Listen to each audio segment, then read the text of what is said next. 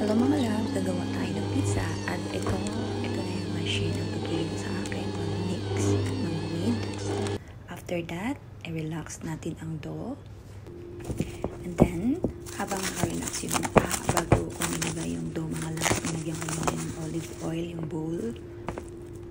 Yan, kasi habang ginagawa natin yung dough kanina, habang minimix siya, wala siyang oil. So, bago ko siya pinarelax, pinahiran ko ng olive oil yung aking bowl. And then after a few hours, maybe 5 to 6 hours, naka-relax ang ating dough, inini ko muna siya ng mga 10 minutes. Yan. Inini ko muna siya ng 10 minutes para makalabas yung hangin niya or yung gas. Ayan. Ganyan lang ang pagnindi mga loves. Mabilis lang siya at malambot na. And then after that, ipa-flatten ko na siya para maging pizza. Ready ko na yung ating dough. After ko ma-ready yung dough, nilagay ko na siya sa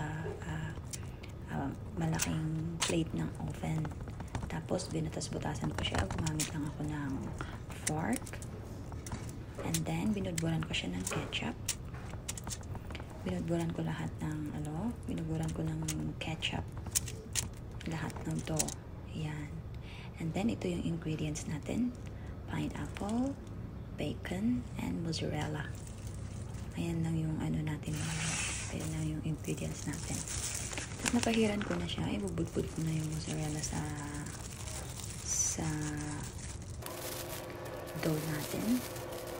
Ayan. Ilagay ko na lahat ng mga toppings ng love, bacon. It's up to you. Pwede nyo rin lagyan ng ham.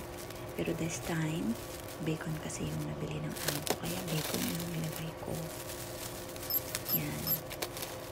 Inuubos ko yung isang pack ng mozzarella para masarap siya.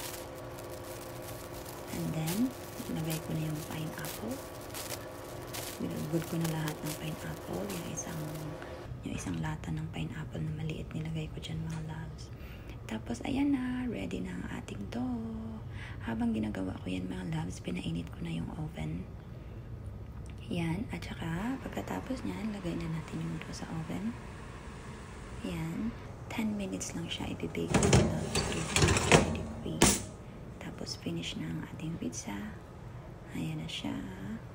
Thank you for watching mga loves.